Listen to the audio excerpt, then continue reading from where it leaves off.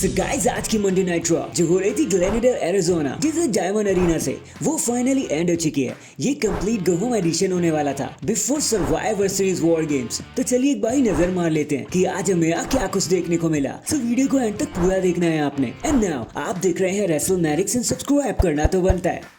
तो जो कि धमाकेदार स्टार्टिंग होती है the world heavyweight champion Gunther से, जो बेसिकली डेमियन प्रीस्ट को एड्रेस करने के लिए आए होते हैं। जैकी रेमंड उनका इंटरव्यू लेते हुए कहती हैं कि देखो गंथर, आप एक डोमिनेट चैंपियन के तौर पे सामने आए हो, लेकिन जब से आप क्राउन जूल में कोडी से हारे हो ना, तब से डेमियन प्रीस्ट का ये कहना है कि आप कमजोर होने लगे हो। इस बारे में आपका क्या कहना है? लेकिन इससे पहले कि कुछ कह पाते हमारे गंथर, डेमियन प्रीस्ट वहां पर आ जाते हैं। डेमियन कहते हैं कि जैकी, माइक गंथर को दे दो और तुम जरा सा साइड हो जाओ, मैं खुद ही गंथर से बात करना चाहूंगा। जिसके बाद डेमियन प्रीस्ट कहते हैं कि भाई तुम ऐसा दिखाने की कोशिश कर रहे हो ना गंथर कि पुराना वाला स्ट्रॉन्ग गंथर अब वापस आ चुका है, लेकिन हम समझ जाते हैं ये कोरा झूठ है, ऐसा कुछ नहीं हुआ है। तो अब क्या होगा जब ये स्ट्रीट फाइटर तुम्हें हरा देगा मेन स्टेज में? गंथर एक पल के लिए थोड़ा सोचते हैं, घूरते हैं वो डेमियन प्रीस्ट को, और उसके बाद माइक से अटैक करने लग जाते हैं डेमियन के पीछे। जिसके बाद इन दोनों के बीच में एक मुठभेड़ हो जाती है। गंथर एंड डेमियन हमें एक वॉर गेम का स्नीक पिक देने लगते हैं, जहाँ लास्ट लाफ डेमियन प्रीस्ट को मिलता है एंड गंथर वहीं नीचे पड़े हुए धूल चाटते रहते हैं। वहीं बैक स्टेज में हमें टीम रिया रिप्ली देखने को मिलते हैं, जहाँ बात चल रही होती है कि जेड कारगिल के इंजर्ड होने के बाद अब कौन उन्हें ज्वाइन करने वाला है।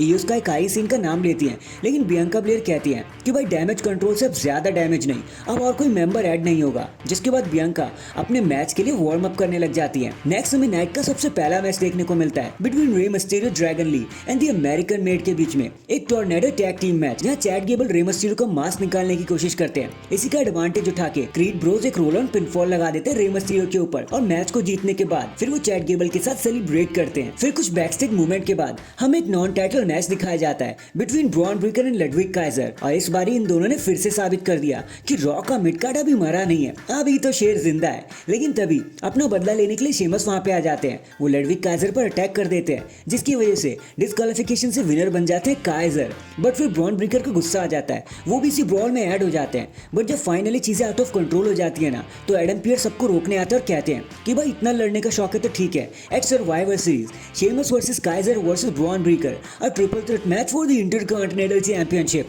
और ये सुनने के बाद ये लोग फिर से लड़ाई करने लगते हैं, लेकिन ऑफिशियल्स इन्हें रोकने में कामयाब हो जाते हैं। फिर वही बैक स्टेज में हमें ब्लड लाइन दिखाई जाती है, जहाँ कैथी कैली उनका इंटरव्यू लेते हुए कहती हैं कि भाई अब तो आपके साथ पंक एंड पॉल हेमन है, आप क्या कहना चाहोगे? सैमी कहते हैं भाई ठीक है, हम जानते हैं, लेकिन हम 4-on-5 के लिए भी तैयार थे, लेकिन अब हमारे पास एक कॉम्प्लिकेटेड गाय है, सीएम पंक, जिसके पीछे बहुत सारा इतिहास है। लेकिन फ्राइडे नाइट स्मैकडाउन में पंक एंड रोमन सामने बैठ के बात करने वाले हैं, हो सकता है चीजें क्लियर हो, लेकिन सवाल तो फिर भी यही उठ जाता है कि यार क्या हम उन पर यकीन कर पाएंगे या नहीं। जिसके बाद ये मूवमेंट यहीं पर खत्म हो जाता है। इसके बाद हमें टैग टीम चैंपियनशिप मैच देखने को मिलता है between Judgment Day and the War Raiders. बताने के लिए यहाँ कुछ भी नहीं है, बड़े ही प्यार से as expected Judgment Day match को जीत जाकर अपने टाइटल को रिटेन कर लेते हैं। फिर हमें एक और टैग टीम मैच देखने को मिलता है between the new day and alpha academy, और आज तो पता नहीं क्या हुआ, 5 मिनट के अंदर ही अल्फा अकेडमी मैच को जीत जाते हैं, न्यू डे को हरा देते हैं।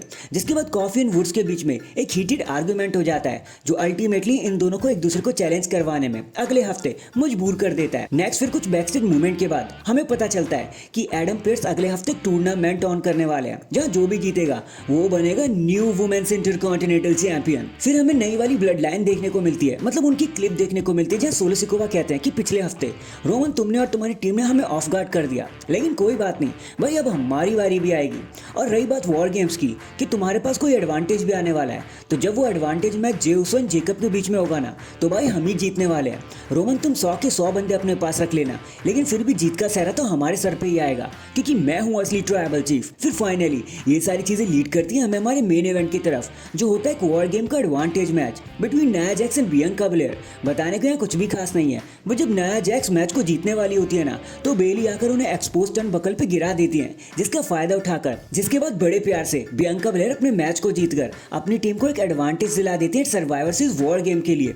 एंड हमें एक आइडिया मिल जाता है कि अब जेड कारगिल के बाद कौन टीम बियांका का साथ देने वाला है, शायद वो बेली होने वाली है। एंड डैंग, इसी के साथ हमारी आज की go home Monday night raw यहीं पर खत्म हो जाती है। लेकिन आपका आज के शो के बारे में क्या कहना था, कमेंट करके जरूर बताना। एंड अगर चैनल पर नए हैं तो चैनल को अभी लाइक एंड सब्सक्राइब कर दो। बाकी मैं मिलता हूँ आपसे किसी और अपडेट के साथ, अब तक के लिए अपना ख्याल रखें और खुश रहें।